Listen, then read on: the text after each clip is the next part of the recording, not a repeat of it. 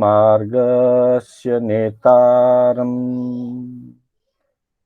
भेतारं कर्मभूभृता ज्ञातारं विश्वतत्त्वानां वन्दे तद्गुणलब्धये वन्दे तद्गुणलब्धये।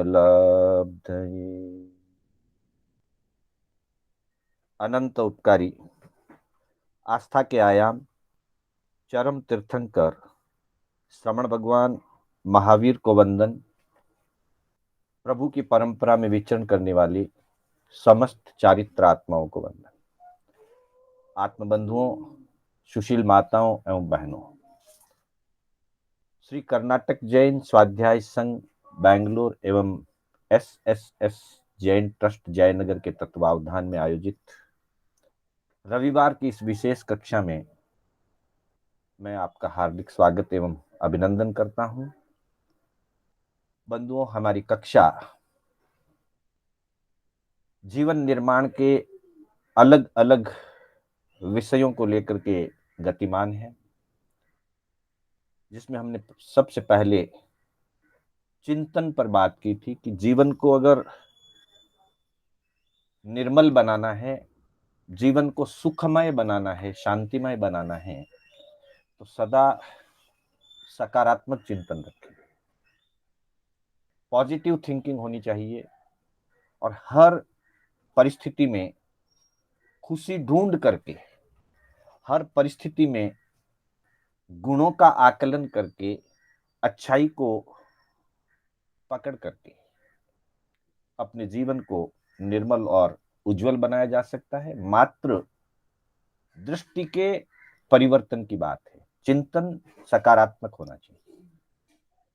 उसी संदर्भ में अगली कड़ी में हमने जीवन और ध्यान की चर्चा की थी। सकारात्मक चिंतन कह दें या शुभ ध्यान कह दें, काफी अंशों में वो दोनों एक ही चीज है। आर्त ध्यान और रौद्र ध्यान नकारात्मक चिंतन होता है। धर्म ध्यान करना, शुभ भावों में रहना, मन की पवित्रता और निर्मलता को बनाए रखना, मन में समता भाव रखना, ये सब धर्म ध्यान के अंतर्गत आएंगे।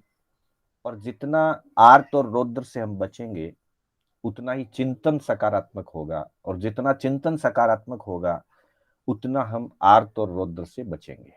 यह हमने जीवन और ध्यान की कक्षा में समझने का प्रयास किया था, और इन दोनों का प्रायोगिक रूप हमने जीवन और वर्धमान प्रभु महावीर की जीवनी के साथ उनकी चिंतन मनन रूप प्रवृत्ति, उनका आचरण, उनकी भाषा, उनका व्यवहार, उनका दृष्टिकोण, प्रभु महावीर का दृष्टिकोण, जो संपूर्ण रूप से आर्त और रौद्र से ऊपर उठ करके धर्म ध्यानमय था।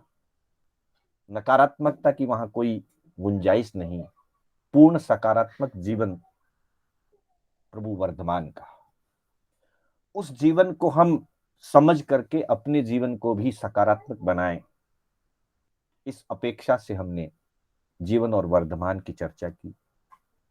उसके बाद व्यावहारिक, आध्यात्मिक और सामाजिक तीनों अपेक्षाओं से हमारा जीवन कैसे निर्मल बने, कैसे हमारे जीवन में सुख शांति आए, उसके लिए 84 हित शिक्षाओं की हमने चर्चा की। 84 हित शिक्षाओं में से हमने 36 हित शिक्षाओं का अभी तक पठन पाठन और स्वाध्याय किया है। ये शिक्षाएं हमारे जीवन के हर क्षेत्र को सुचारू बनाती है। हमारे हर क्षेत्र में यह शिक्षाएं हमको एक अच्छा मार्गदर्शन करती है। ये हित शिक्षाएं हमारे लिए जीवन की यात्रा में, ये हमारे लिए माइलस्टोन है, ये हमारे लिए आदर्श हैं, और हमें सही दिशा निर्देश करने वाली हैं, ताकि हमारा जीवन निर्मल बन सके। कहा है कि किसी भी अनुकूलता में अगर कोई मना करे तो अच्छा नहीं लगता है।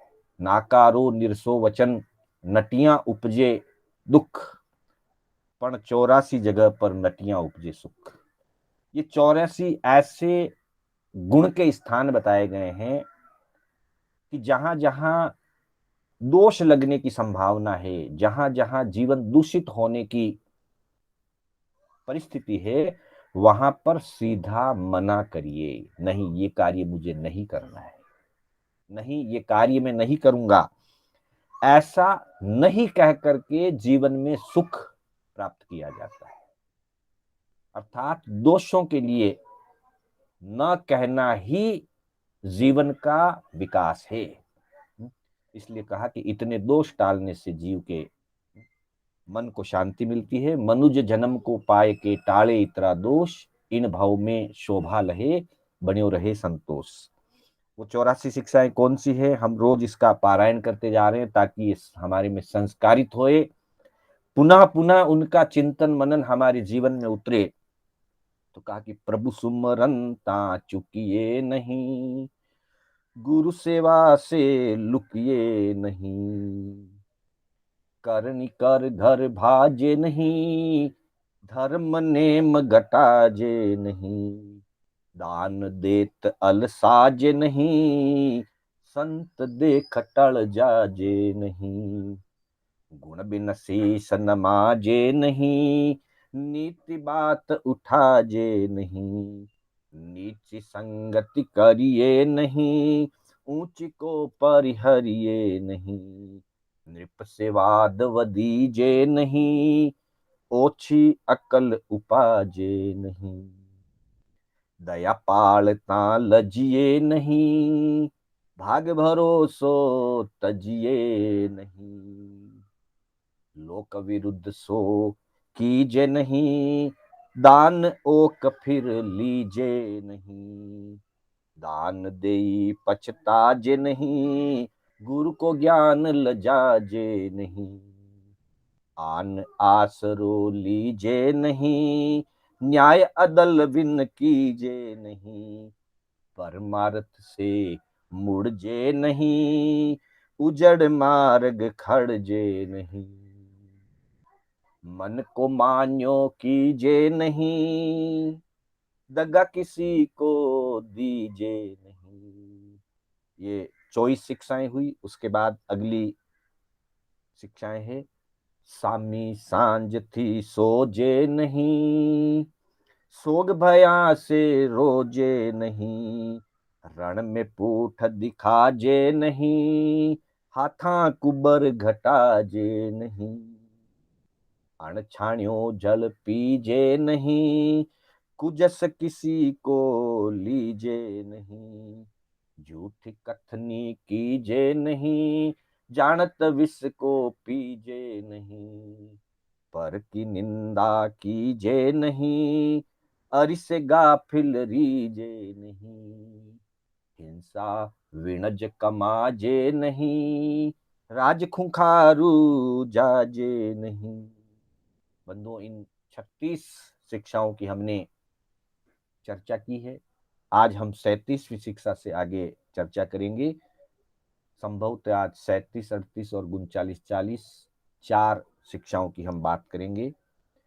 काछ लपट्टी हो जे नहीं, संपत में ऋण रख जे नहीं, पर नारी चित दीजे नहीं, कपटी मितर कीजे नहीं, धन जोवन में छक जे नहीं, नाहक निकमो बक जे नहीं, साची कहता डरिए नहीं, बुरी पराई करिए नहीं, चोरी जारी कीजे नहीं, पूठ धनी ने दीजे नहीं, शून्य घर में जाजे नहीं, जग में बुरो के वाजे नहीं। तो बंधुओं, पिछली कक्षा में हमने अनछाना जल नहीं पीना, हिंसक व्यापार अर्थात कर्मादान के व्यापार नहीं करना, ये सदग्रस्त को शोभा नहीं देता। और किसी का अपयश नहीं लें, कुयश नहीं लें, और राजा के विरुद्ध या राज्य विरुद्ध कार्य नहीं करें। राजा के विरुद्ध, सत्ता के विरुद्ध हम अड़ियल रुख नहीं अपनाएं। कहीं कोई परिस्थिति हो तो उसमें सहजता से और सरलता से रास्ता निकालने का प्रयास करें। ये 4 शिक्षाओं की चर्चा हमने गत कक्षा में की थी। आज हम 37वीं शिक्षा से प्रारंभ कर रहे हैं। 37वीं शिक्षा कही गई है, काछ लपट्टी हो जे नहीं। ये बिल्कुल राजस्थानी भाषा के शब्द इसमें ज्यादा हैं। इसका अभिप्राय पहले हम समझ लें, शाब्दिक अर्थ फिर भी समझ सकेंगे। अभिप्राय यह है कि अपने जीवन में अपने चरित्र का, अपने कैरेक्टर का पूर्ण रूप से जो है अपना कैरेक्टर निर्मल रखना चाहिए। क्योंकि कैरेक्टर ही एक ऐसी चीज है, चरित्र ही एक ऐसी चीज है जो व्यक्ति को जीवन में हर दिशा से गुरु जी की आवाज नहीं आ रही है जी। जिनको आवाज नहीं आ रही है वो लॉग ऑफ करके लॉग इन करें दोबारा। मास्टर जी की आवाज ठीक से आ रही है। आवाज बराबर आ रही जी भंवरलाल सा, एक बार आप ऑफ करके वापस ऑन कर लीजिए। बाकी जगह आवाज बराबर आ रही है ऐसा बता रहे हैं। धन्यवाद। तो बंधुओं, 37वीं शिक्षा में कहा है, काछ लपट्टी हो जे नहीं। अर्थात अपने चरित्र का पूर्ण रूपेण सुरक्षा चक्र होना चाहिए। यहां चरित्र से अपेक्षा महाव्रतधारी चारित्र वो नहीं है। चारित्र और चरित्र दो अलग अलग शब्द हैं। कई बार हम चरित्र और चारित्र में थोड़े से कंफ्यूज हो जाते हैं। चरित्र शब्द का अर्थ अलग है और चारित्र शब्द का शब्द अलग अर्थ है। चारित्र का मतलब होता है जैसे सम्यक दर्शन ज्ञान चारित्राणी मोक्ष मार्ग, वहां चारित्र शब्द है। व्रतों का धारण करना, महाव्रतों का पालन करना, उसको चारित्र कहते हैं। जबकि जीवन व्यवहार की निर्मलता को चरित्र कहते हैं, अथवा जीवन व्यवहार जिस रूप से हमारा चलता है उसे चरित्र कहते हैं। चरित्र दो प्रकार के हो सकते हैं। एक होता है दुष्चरित्र और एक होता है सुचरित्र। पर वैसे चरित्र में सुचरित्र को ही चरित्र कहा गया है, दुष्चरित्र को चरित्र माना ही नहीं गया है। तो सुचरित्र का मतलब इतना ही है कि हम अपनी मन, वचन और काया से अपने जीवन की निर्मलता को बनाए रखें, और विशेष करके जो विकार जन्य स्थितियां कही गई है, वैकारिक स्थिति, वासना की जहां बात आती है, वहां अपने आप को पूर्ण रूपेण मर्यादित रखना आवश्यक है। जो व्यक्ति वासना के स्तर पर, काम विकार के स्तर पर अपने आप को मर्यादित रखता है, उसका जीवन निर्मल बनता है। व्यक्ति अपना ही जीवन नहीं, अपने परिवार के लिए भी सुख शांतिमय वातावरण बना लेता है।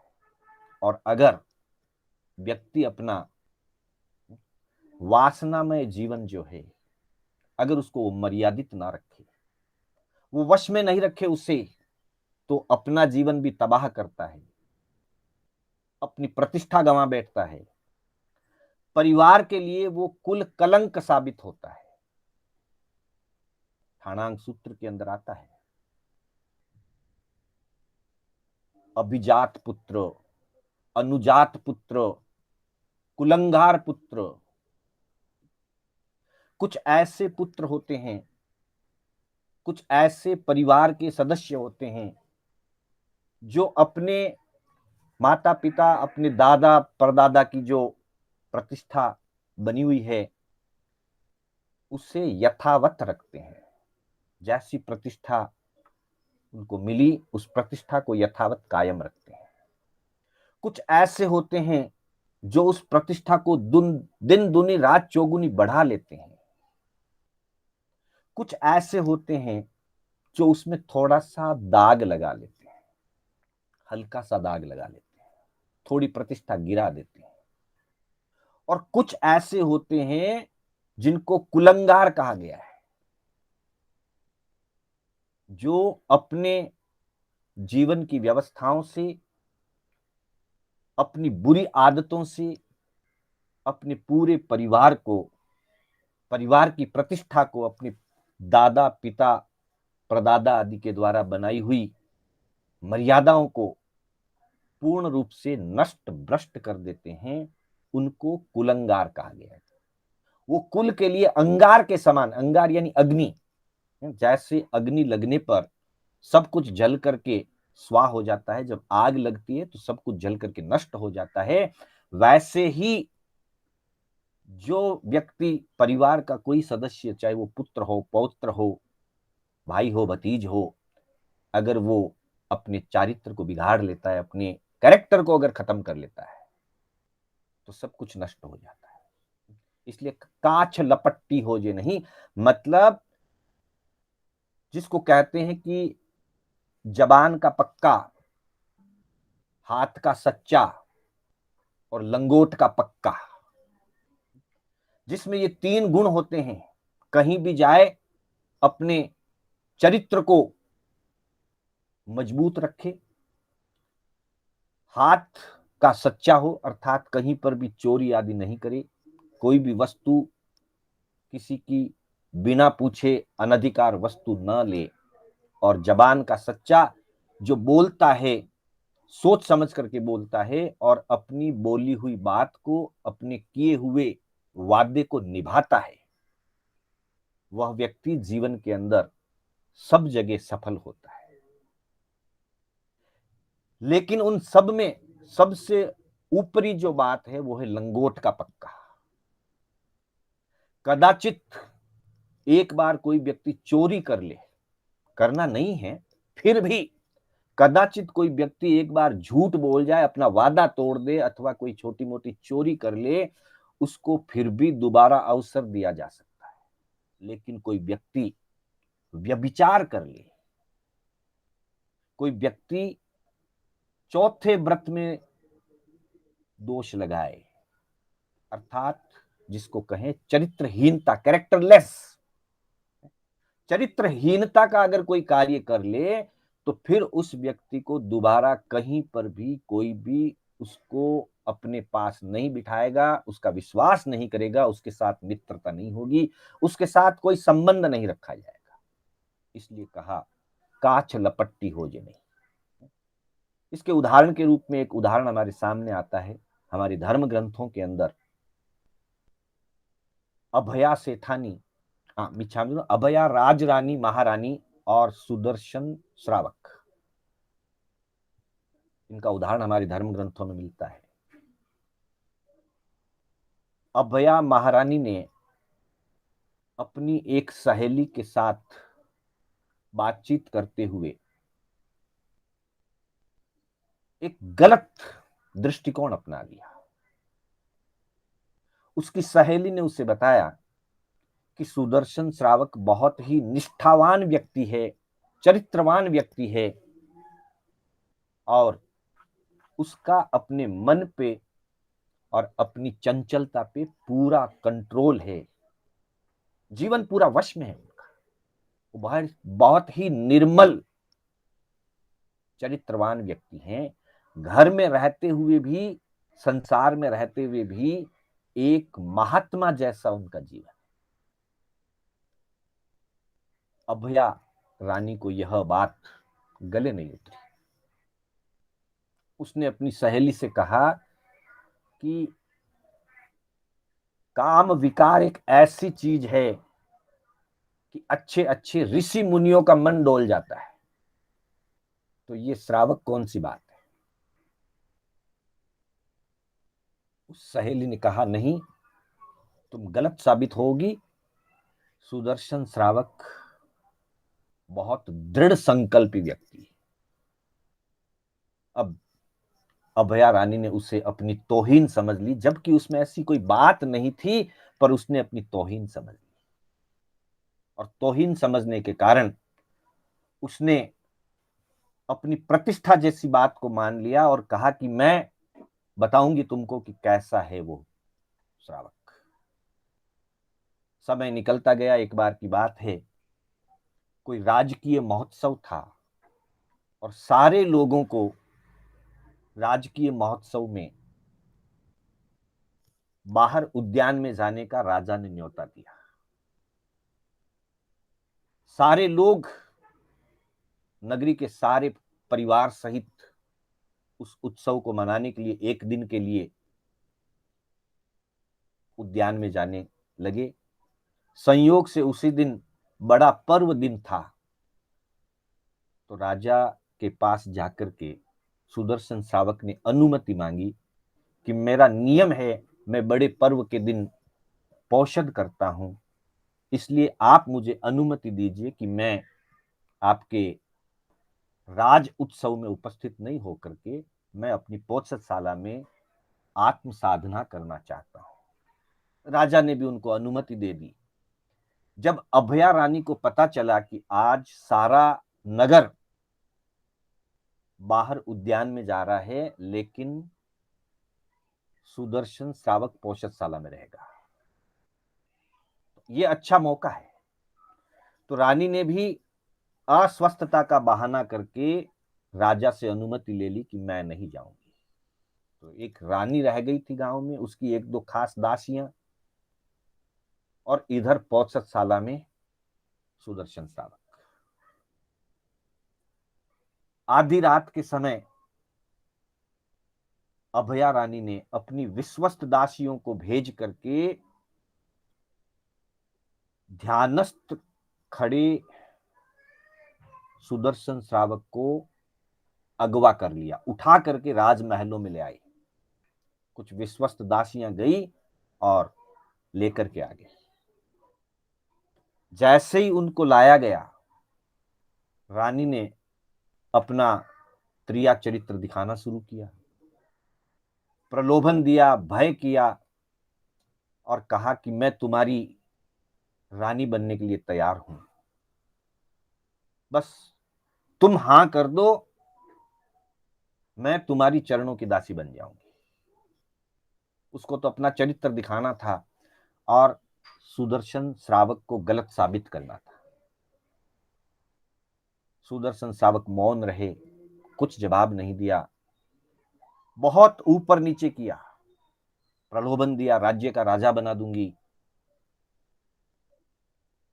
तुम्हारी पटरानी बन करके रह जाऊंगी, और अगर तुमने ऐसा नहीं किया, मेरी बात नहीं मानी, तो फिर मैं ऐसी परिस्थिति उत्पन्न करूंगी कि तुम्हारा जीना मुश्किल हो जाएगा, तुम जी नहीं पाओगे। मेरी बात अगर नहीं मानी तो तुम जी नहीं पाओगे। सभी स्थितियों में सुदर्शन श्रावक मौन रहे। एक बार निवेदन कर दिया कि महारानी, आप रानी हो और रानी राजमाता कहलाती है, माता समान होती है, मैं तुम्हारे लिए पुत्रवत हूं, तुम ऐसा दुष्विचार, ऐसा गलत विचार अपने मन से निकाल दो, मैं तुम्हारा पुत्र हूं। बस इतना कहने के बाद वो मौन रह गए, कुछ नहीं किया। आखिर जब रानी ने देखा कि मेरी बात भी गई और मैं कुछ साबित नहीं कर पाई, इससे अच्छा है कि मैं इसको गलत साबित करूं, तब रानी ने अपने हाथों से अपने वस्त्रों को फाड़ लिया, अपने बाल बिखेर लिए और जोर जोर से चिल्लाने लगी कि ये धर्म का ढोंगी पौषध के नाम से पौषधशाला में ठहर गया और यहां मेरे पास आकर के मेरी इज्जत लूटना चाह रहा है। फिर भी श्रावक मौन रहे। उनको पकड़ लिया गया। सिर्फ कुछ गिने चुने जो सुरक्षा कर्मचारी वहां मौजूद थे, महल के पहरेदार, उन्होंने उसको पकड़ लिया और अगले दिन सुबह राज्यसभा में प्रस्तुत किया गया। राजा भी आश्चर्यचकित हो गया कि जो व्यक्ति कल आकर के मुझसे आत्म आराधना के लिए अनुमति मांग रहा था, वो ऐसी गलती कैसे कर सकता है। पर सारे सबूत सुदर्शन के विरुद्ध थे, विपरीत थे, सारी परिस्थितियां विपरीत थी। आखिर राजा ने पूछा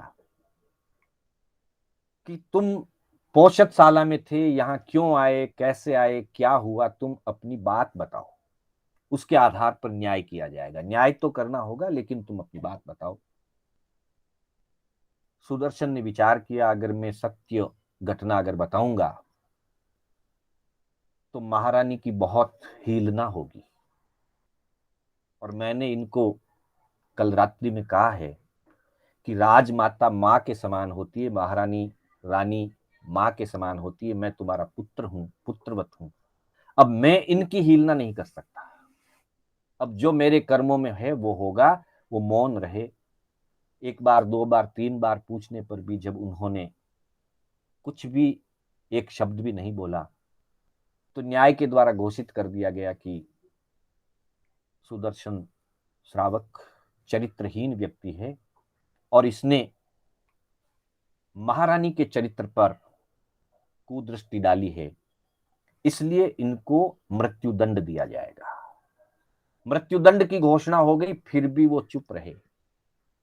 और जैसे ही कहते हैं कि उनको सूली की सजा हुई थी और सूली पर चढ़ाने के लिए ले गए, तब भी वो मौन रहे, अपने इष्ट और अपने आत्मा में तल्लीन रहे, और शूली का सिंहासन बन गया।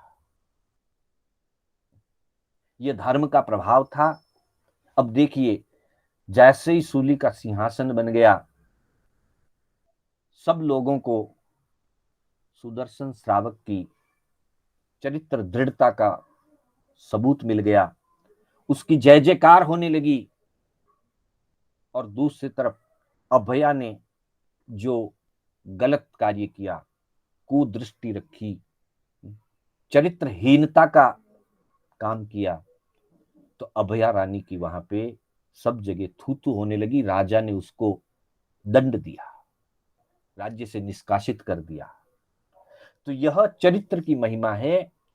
व्यक्ति कहीं भी रहे, कैसी भी स्थिति में रहे, अपने चरित्र की दृढ़ता को पालन करे। कहा है कि वेल्थ, हेल्थ और कैरेक्टर, इन तीन चीजों को कंपेयर करके बताया। वैसे तो हर चीज का अपनी अपनी जगह महत्व है, फिर भी कैरेक्टर सर्वोपरि है, ऐसा कहते हुए कहा कि if wealth is lost, nothing is lost. कभी धन संपत्ति चली जाए तो कोई बात नहीं, दुख तो होता है, पीड़ा तो होती है, लेकिन व्यक्ति उसे फिर कमा सकता है, फिर प्राप्त कर सकता है। इसलिए wealth is lost, nothing is lost. If health is lost, something is lost. अगर स्वास्थ्य बिगड़ जाता है, हेल्थ बिगड़ जाती है, तो काफी कुछ चला जाता है, बहुत बड़ा नुकसान है। फिर भी उसे वापस प्राप्त किया जा सकता है। But if character is lost, everything is lost. किसी अंग्रेजी के दार्शनिक ने, फिलोसोफर ने ये बात कही है, लेकिन ये बात पूर्ण रूपेण सत्य है कि अगर चरित्र नष्ट हो जाता है, कैरेक्टर खराब हो जाता है, तो एवरीथिंग इज लॉस्ट। जिसने धन को खो दिया, कुछ नहीं खोया, वापस कमा लेगा। स्वास्थ्य को खो दिया तो काफी कुछ नष्ट कर लिया उसने अपना, फिर भी धीरे धीरे कोशिश करके वो ठीक हो सकता है, स्वस्थ हो जाएगा। लेकिन अगर किसी ने अपने चरित्र को खो दिया तो सब कुछ खो दिया, वो फिर कभी भी ऊपर नहीं उठ सकता। इसलिए चरित्र निर्माण की अपेक्षा से हाथ, जबान और लंगोट, इन तीन चीजों में व्यक्ति को हमेशा निर्मल और दृढ़ बना रहना चाहिए। कहीं पर भी अविश्वसनीयता पैदा नहीं करना। ये तीनों चीजें अविश्वसनीय पैदा करती है। व्यक्ति अगर अपनी बात पर कायम नहीं रहता तो भी अविश्वास पैदा होता है। व्यक्ति अगर चोरी करता है तो भी अविश्वास पैदा होता है। और व्यक्ति यदि अपना चरित्र डावाडोल कर लेता है तो जिंदगी भर के लिए बहुत बड़ा अविश्वास पैदा होता है। तो अपनी विश्वसनीयता को कायम रखने के लिए सदा निर्मलता रखनी चाहिए। अगली 38वीं जो शिक्षा है उसकी हम बात करेंगे। 38, संपत्ति में ऋण रखिए नहीं। बंधुओं, वैसे कर्जदारी और बीमारी ये बहुत तकलीफ देह होती है। व्यक्ति बीमार हो तब भी परेशान होता है और कर्जदार हो तब भी परेशान होता है। बीमार की स्थिति में शारीरिक रूप की पीड़ा है और कर्जदार की स्थिति में मानसिक पीड़ा है। इसलिए जहां तक हो सके कहीं से कर्जा नहीं करना चाहिए। लेकिन कभी अनुकूलता प्रतिकूलता होने पर अथवा व्यापार के विकास के लिए, बिजनेस को बढ़ाने के लिए अथवा और कई प्रकार की सांसारिक स्थितियों में कभी कभी कोई आवश्यकताएं पड़ती है तो कहीं से लोन कर्ज लेना भी पड़ता है। लेकिन कर्ज लेते समय भी ध्यान रहे, अपनी शक्ति के विपरीत कर्ज नहीं लें, अपनी ताकत से बढ़कर नहीं लें। जिसको चुकाने की अपनी पूर्ण तैयारी हो उतना ही अति आवश्यक होने पर लें, अन्यथा ले ही नहीं। नीतिकार ने तो ये भी कहा है, तेते पांव पसारिए जैती लांबी सोर। अपने पांव उतने ही पसारें जितनी अपनी सुविधा है, जितनी अपनी शक्ति है, उससे ज्यादा अपने पांव नहीं फैलाएं। लेकिन फिर भी कदाचित लेना पड़ जाए तब सबसे पहले यही जागरूकता रहे कि जितना जल्दी हो मैं अपने कर्ज को चुका दूं, कर्ज मुक्त हो जाऊं। क्योंकि कर्ज और मर्ज, मर्ज कहते हैं बीमारी को, कर्ज और मर्ज दोनों ही चीजें व्यक्ति को पीड़ा देती है। जहां मर्ज शारीरिक पीड़ा देती है वहीं पर कर्ज मानसिक पीड़ा देता है। व्यक्ति दबा दबा रहता है, अशांत रहता है। इसलिए अति आवश्यक होने पर कभी कर्ज लेना भी पड़े तब भी उसको जल्दी ही चुका दिया जाए, उसको लंबे समय तक नहीं रखा जाए। और साथ ही जब अनुकूलता हो गई, पास में जब पैसा हो गया, उसके बाद तो रखना ही नहीं। कई बार हम आलस्य के कारण अथवा आगे की और योजनाओं को दिमाग में रख करके कर्ज को टिकाए रखते हैं। पास में पैसा होने पर भी हमने नहीं चुकाया, बाकी रखा। यह ठीक नहीं है। यह अपने लिए आर्थिक दृष्टि से और मानसिक दृष्टि से दोनों अपेक्षाओं से अहित का कारण बन सकता है। कहा है मारवाड़ी कहावत में, ससुरा के घर नित का रेणा, मांग पराया पेरे गेना, छत्ती पूंजिर माथे देना, इन तीनों को मूर्ख कहना। हमारे अनुभवी नीतिकारों ने, कहावतकारों ने जीवन के बहुत अनुभवों को देखने के बाद ऐसी बातें कही। इसमें कहा कि छत्ती पूंजी माते देना, पास में धन रखा है, खुद के पास पूंजी आ चुकी है, प्राप्त हो गई है, अपने अलमारी में पैसा पड़ा है और फिर भी जो माथे देना है, कर्जा है, उसको टिकाए रखा है, तो ये मूर्खता की पहचान है। कदाचित कोई अहित हो जाए, कोई चोरी हो जाए अथवा किसी गलत क्षेत्र में पूंजी निवेश हो जाए तो पूंजी भी चली जाएगी और कर्जा भी रह जाएगा। इससे तो अच्छा था कि पैसा जब हाथ में आया, अलमारी में पड़ा रख करके कर्ज क्यों रखा जाए। जब नहीं थी अनुकूलता, आवश्यकता थी, लिया, उपयोग किया, अपना कार्य निकाल लिया। अब पैसा पास में आ चुका है फिर एक क्षण की भी देरी ना रखें, एक दिन भी पड़ा नहीं रखें पैसे को। आते ही सबसे पहले जिस महानुभाव से हमने लिया है उसको ले जाकर के हाथों हाथ दे दिया जाए। और महाजन के लिए तो कहा भी गया है। महाजन किसको कहते हैं? महाजन उसी को कहते हैं जो अपने कर्ज को दूध में धो करके देता है। ये हमारे लिए जैनों के लिए, महाजनों के लिए यह परिभाषा दी जाती है कि दूध में धो करके अगले की पूंजी वापस लौटाई जाए।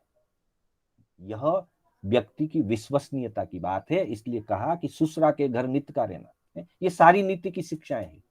कोई व्यक्ति अपनी ससुराल जाए जवाई बन करके, एक दिन रहे, 2 दिन रहे, उससे ज्यादा उचित नहीं है। अवसर के अनुसार 2-4 दिन रहना पड़ा, कभी कार्य है, बात अलग। लेकिन हमेशा के लिए वहीं बैठा रहे तो उसकी इज्जत घटती है। ससुरा के घर नित्य का रहना, ये पुरुष की अपेक्षा से कहा है, बहनों के लिए नहीं। बहनों को तो अपने ससुराल में हमेशा रहना है, लेकिन पुरुष को ससुर के घर पर नहीं जाना है, अनावश्यक रूप से वहां जाकर के नहीं रहना है। और बहनों के लिए कहा कि मांग पराया पैरे गहना। अपने पास है आभूषण तो पहनिए, नहीं है तो कोई बात नहीं। सादगी सबसे अच्छा आभूषण है, दिखावे की जरूरत नहीं। प्रसंग पड़ने पर कभी ऐसी स्थितियां आती है, पहले आती थी, आजकल तो ये चीजें गौण हो चुकी है। पहले अपनी प्रतिष्ठा को दिखाने के लिए अपने पास गहने नहीं है तो अड़ोस पड़ोस के या रिश्तेदारों के मांग करके भी गहने पहन लिए जाते थे। पर नीतिकार कहते हैं ये ठीक नहीं है। कदाचित हाथ से टूट गया, गिर गया, खो गया, पैसा भी चुकाना रहेगा और जीवन भर के लिए ये एक प्रकार की बात रह जाएगी कि मेरा गहना इन्होंने गंवा दिया। तो ये बहुत बड़ी अशांति का कारण है। और तीसरा, छत्ती पूंजी माते देना। पास में पैसा रखते हुए भी, पास में धन पड़ा रख करके भी कर्जा सिर पर रखे रखा, तो कहावत में कहा गया कि इन तीनों को मूर्ख कहना है। मतलब ये तीनों चीजें मूर्खता की निशानी है, इसलिए इनसे बचना चाहिए। अनावश्यक रूप से पुरुष को ससुराल के घर पर जाकर के लंबे काल तक नहीं ठहरना चाहिए, क्योंकि कहा भी है, एक दिन का पावना दूसरा दिन रपई, तीजे दिन फेर आया अक्कल कटे गई है। मतलब उसको समझदारी नहीं माना है और यहाँ कह दिया मूर्ख है। तो पराये गहने नहीं पहने और पास में पैसा होने पर कर्जा सिर पर नहीं रखें। फिर अगली बात कहते हैं 39वीं शिक्षा में, पर नारी चित दीजे नहीं। हमारे जैन दर्शन में तो सबसे पहले जो 2 बातें सिखाई जाती है वो यही है। पहली बात, नमस्कार महामंत्र का श्रद्धा सहित स्मरण करना, और दूसरी बात, 7 कुव्यसन का त्याग करना। जैन किसे कहते हैं इसकी परिभाषा देते हुए आचार्य हेमचंद्राचार्य, जिनको कलिकाल सर्वज्ञ कहा जाता है, आचार्य हेमचंद्राचार्य जी ने जैन की परिभाषा करते हुए कहा कि जो सामान्य जन होता है, जन का मतलब मनुष्य, सामान्य जन, जिस जन के जीवन में 2 मात्राएं लग जाती है वो जैन बनता है। जन पे 2 मात्राएं लगने पर जैन बनता है। और इन 2 मात्राओं का जो अर्थ है वो यही है। पहला अर्थ है नमस्कार महामंत्र का श्रद्धा के साथ स्मरण करना, और दूसरा पूर्ण सम्यक भाव से, पूर्ण निष्ठा के साथ 7 कुव्यसन का त्याग करना। जैन वही है जो 7 कुव्यसन का त्यागी है और श्रद्धा के साथ नमस्कार मंत्र का स्मरण करता है। जो स्वयं जिन बनने की भावना लेकर के चलता है वो जैन है। और उसके लिए 2 बातें जरूरी है कि पहले वो नमस्कार मंत्र का श्रद्धा के साथ नमस्कार मंत्र का स्मरण करें और निष्ठा के साथ 7 कुव्यसन का त्याग करें। 7 कुव्यसनों को नरक का द्वार का है, चाहे वो जुआ है, चोरी है, शिकार है, मद्य, मांस, वेश्या और परनार, ये सातों कुव्यसन, सातों नरक द्वार, इन सातों को नरक द्वार का है। इसलिए पर नारी चित दीजे नहीं, पर स्त्री गमन 7 कुव्यसन है और 7 कुव्यसन के अंतर्गत इसको नरक का द्वार बताया गया है। कहने का तात्पर्य यह है कि गृहस्थ को अपने जीवन में स्वपति संतोष और महिलाओं के लिए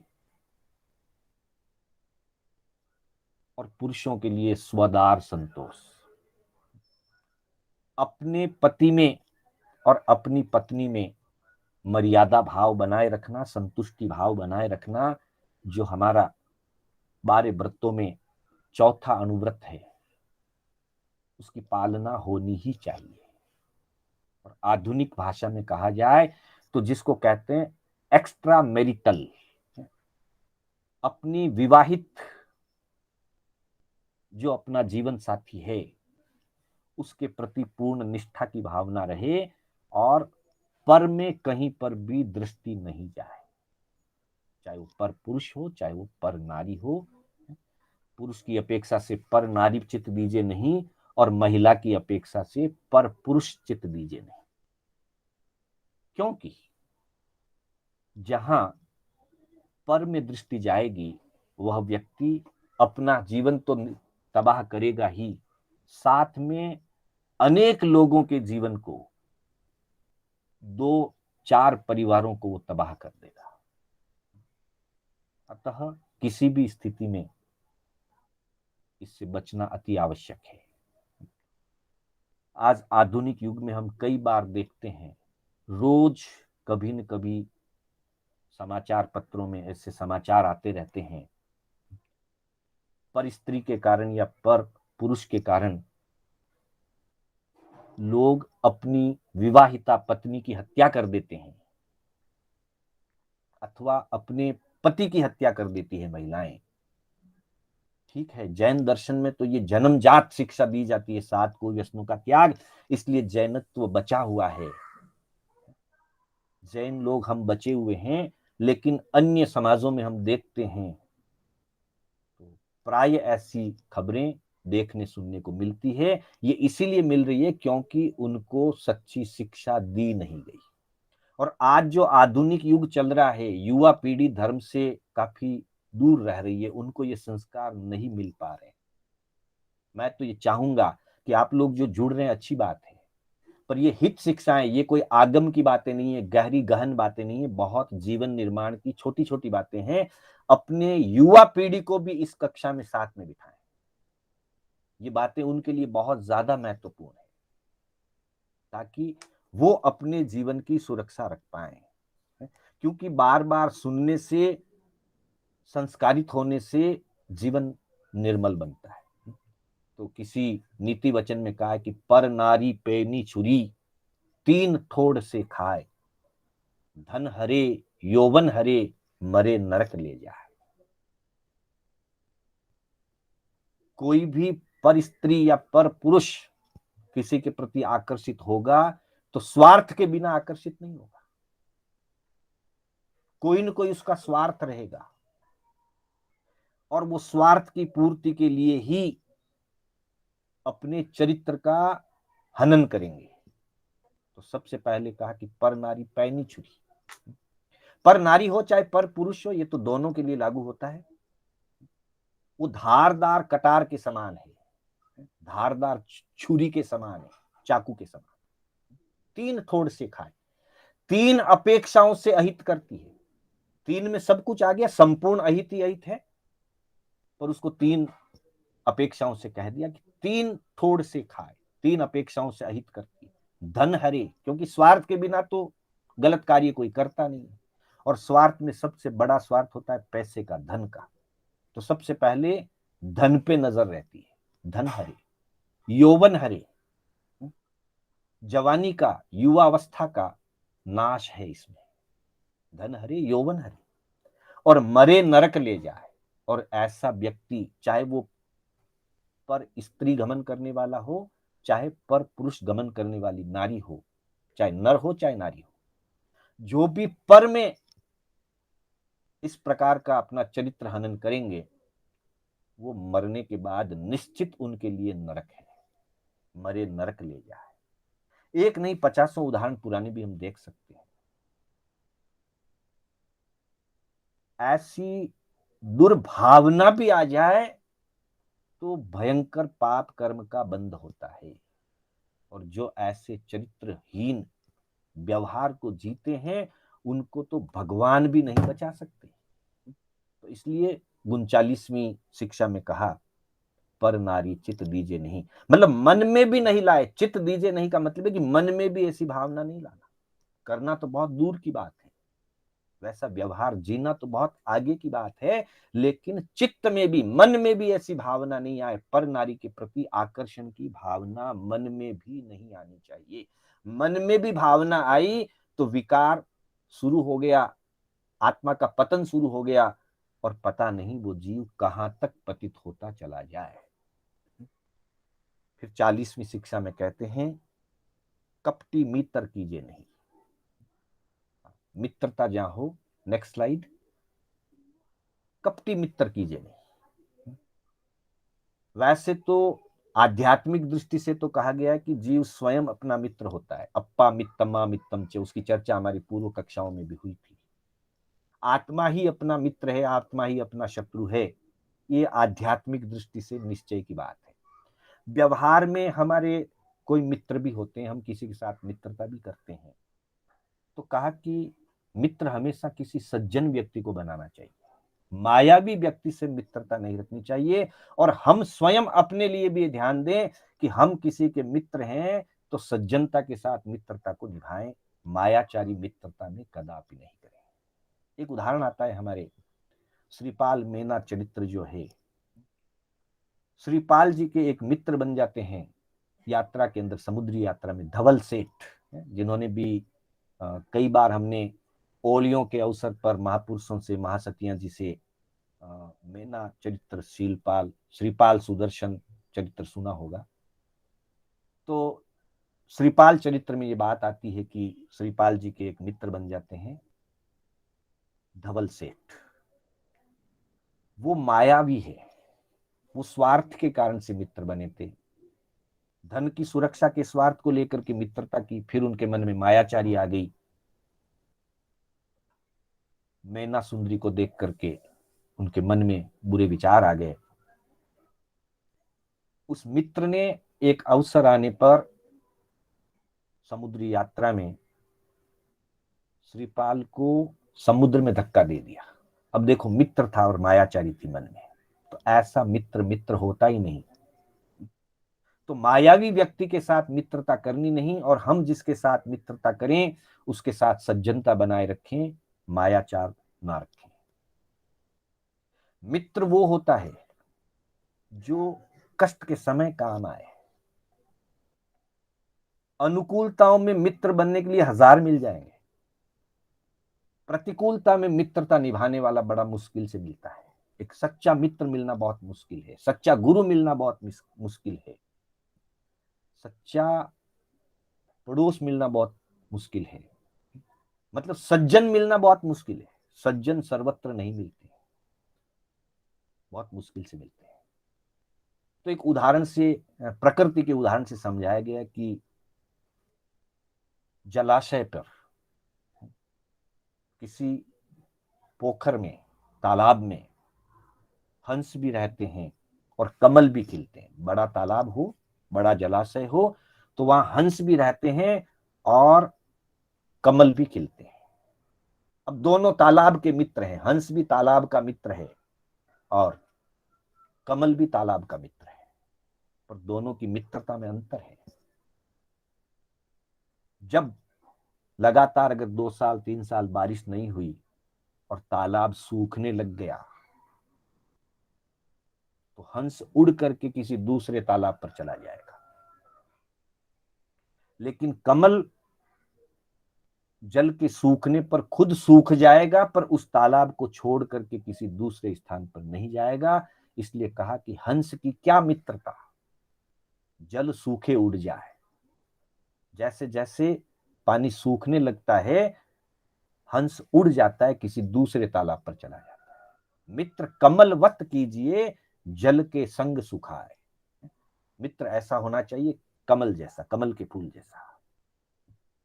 जल सूखता है तो कमल सूख जाएगा, नष्ट हो जाएगा, लेकिन तालाब की मित्रता छोड़ करके, मित्रता तोड़ करके किसी दूसरे तालाब पर नहीं जाएगा। ये प्रकृति का स्वरूप है। लेकिन इस प्रकृति के स्वरूप से नीतिकारों ने हमें शिक्षा दी कि हमें हंस जैसी मित्रता नहीं करनी है, कमल जैसी मित्रता करनी। अनुकूलता में मित्रता रखी, प्रतिकूलता में भी उसी मित्रता को निभाना है। उस समय फिर मायाचारी नहीं करना कि नहीं नहीं अभी तो थोड़ा अनुकूलता नहीं है, मैं फिर बाद में अवसर देखूंगा, और मित्रता से हम दूर हट जाएं तो ये मित्रता नहीं है। और भर्तृहरि एक बहुत बड़े राजा भी हुए और बहुत बड़े नीतिकार हुए, बहुत बड़े सन्यासी भी हुए। ये एक ही ऐसा व्यक्ति है इतिहास के अंदर, जब भी भर्तृहरि का नाम आता है तो मुझे वो बात याद आती है। एक ही ऐसा व्यक्ति है पूरे इतिहास में, हिंदुस्तान के इतिहास में, जिसने अकेले ने श्रृंगार, नीति और वैराग्य तीनों को पूर्णता से जिया और तीनों की शिक्षा दी। भर्तृहरि ने 3 शतक लिखे, श्रृंगार शतक लिखा, नीति शतक लिखा और वैराग्य शतक लिखा। जब वो राज्य में थे तो बहुत नीति से अपना राज्य संचालित करते थे, और वो जो अनुभव उन्होंने प्राप्त किया वो उन्होंने नीति शतक में लिखा। जब वो राज्य संचालन के बाद अपनी परिवार में रहते थे, उस समय वो अपने परिवार के प्रति पूर्ण समर्पित थे। उससे उनको जो अनुभव प्राप्त हुआ उसको उन्होंने श्रृंगार शतक में लिखा। और उसके बाद जब वो विरक्त हो गए, वो सन्यासी बन गए, राजपाट पत्नी पुत्र को त्याग करके साधु बन गए, तब उन्होंने जो अनुभव प्राप्त किया वो उन्होंने वैराग्य शतक में लिखा। मतलब 100 बातें लिखी उन्होंने, 100 श्लोक उन्होंने श्रृंगार, परिवार, इच्छाएं, कामनाओं की पूर्ति, उनके आधारित 100 श्लोक लिखे। न्याय और नीति से अनुकूल 100 श्लोक लिखे, और आत्मशुद्धि, विरक्ति, वैराग्य और साधना के संबंध में भी 100 शतक लिखे, 100 श्लोक लिखे। शतक, शतक यानी सेंचुरी। तो एक ही ऐसे पुरुष ध्यान में आते हैं जिन्होंने संसार से लेकर के मोक्ष तक तीनों मार्ग, संसार का मार्ग, नीति का मार्ग और अध्यात्म का मार्ग, तीनों मार्ग में उन्होंने शतक लिखे। तो नीति के शतक में उन्होंने एक श्लोक दिया है मित्र के लिए कि मित्र कैसा होना चाहिए। तो लिखा, पापान निवारयति योजयते हिताय, भूयं च गुहति गुणान् प्रकटीकरोति, आपद्गतं न जहाति ददाति काले, सन्मित्रलक्षणमिदं प्रवदन्ति संता। जैसे भक्तामर की लय है वसंत तिल का, उसी राग में ये बनाया गया है। पापान निवारयति योजयते हिताय। मित्र उसको कहते हैं जो अपने मित्र को पापों से बचाता है। पापों से जो बचाता है वो मित्र है, पापों की ओर जो ले जाता है वो मित्र नहीं है। और प्रभु महावीर ने यही कहा, सुपट्ठियो दुपट्ठियो। जो आत्मा को दुष्प्रवृत्ति में ले जाए वो अपना आत्मा ही शत्रु है, और जो अपनी आत्मा को सुप्रवृत्ति में ले जाए, सत प्रवृत्ति में ले जाए, वही भावना हमारी मित्र है। तो यहाँ कहा है पापान निवारयति योजयते हिताय, जो पापों से बचाता है और हित में जोड़ता है। गुह्यम च गुहति, और जो गुप्त बातें हैं, मित्रता के अंदर कई बातें राज होती है, कई बातें गुप्त होती है। उन गुप्त बातों को जो गुप्त रखता है और गुणान प्रकटी करोति, और गुणों को प्रकट कराता है। दोषों से बचाता है और गुणों को प्रकट कराता है, पाप से बचाता है और हित से यानी कि धर्म से जोड़ता है, उसको मित्र कहते हैं। फिर अगली पंक्ति में कहा, आपदगतम न जहाति ददाति काले। कभी आपत्ति काल आ जाए, कभी प्रतिकूल परिस्थिति आ जाए, न जहाती, वो छोड़ करके नहीं जाता है। जैसे ऊपर कहा, मित्र कमलवत कीजिए, जल के संग सुखाए। कमल जैसा मित्र हो, प्रतिकूल परिस्थिति में साथ रहता है। तो यहां कहा कि आपदगतम न जहाती, आपत्ति काल में जो छोड़ करके नहीं जाता है, और ददाति काले, और ऐसी आपातकाल स्थिति में जो उचित हो वैसा सहयोग देता है, धन देता है, हिम्मत देता है, मार्गदर्शन देता है, सही रास्ता दिखाता है। तो सही सलाह देता है, सहयोग देता है, हिम्मत देता है। सन्मित्र लक्षणम इदम, यही सच्चे मित्र के लक्षण हैं। प्रवदंति संताहा, संत पुरुष ज्ञानी पुरुष का कहना है कि मित्र में ये बातें होनी चाहिए। पहली बात, जो पापों से बचाता है। दूसरी बात, जो हित से जोड़ता है, धर्म से जोड़ता है। तीसरी बात, जो दोषों को गुप्त करके खत्म कराता है, गुणों को प्रकट कराता है। चौथी बात। पांचवी बात, आपत्ति काल में छोड़ करके नहीं जाता है। और छठी बात, वो मित्र के लिए सर्वस्व देता है। धन की आवश्यकता हो तो धन देता है, सहयोग की आवश्यकता हो तो सहयोग देता है, मार्गदर्शन की जरूरत हो तो मार्गदर्शन देता है, और हिम्मत की जहां जरूरत हो तो हिम्मत देता है, यथा योग्य वो देता है। ये 6 बातें जिसमें होती है उसको ज्ञानी जन सन्मित्र यानी कि सच्चा मित्र कहते हैं। इसलिए कहा कपटी मित्र कीजिए नहीं।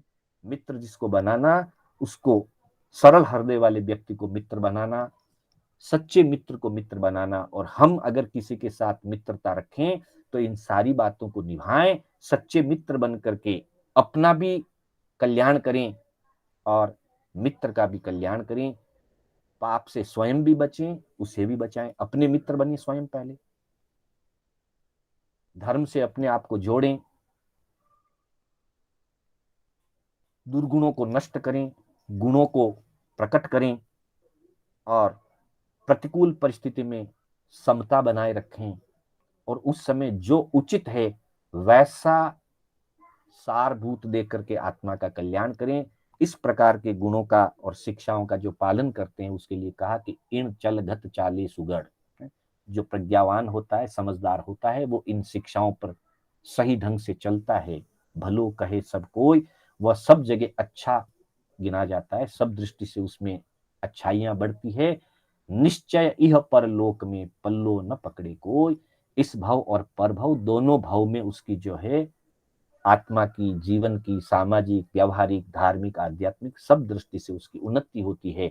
ये शिक्षाएं ही ऐसी चीज है जिससे जीवन निर्मल बनता है, और ऐसे निर्मल जीवन में ही धर्म का वृक्ष लहला सकता है।